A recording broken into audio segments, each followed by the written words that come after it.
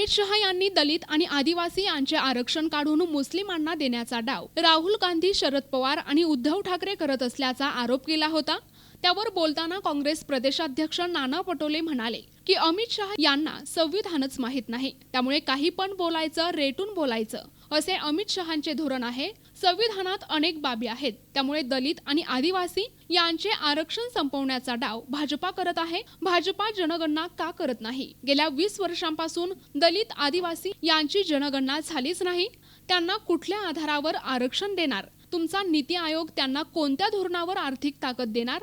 त्यामुळे आपणच आरोप करायचा आणि आरक्षण संपवायचं, हा अमित शहांचा धंदा आहे असा आरोप नाना पटोले यांनी अमित शहा यांच्यावर केला आहे।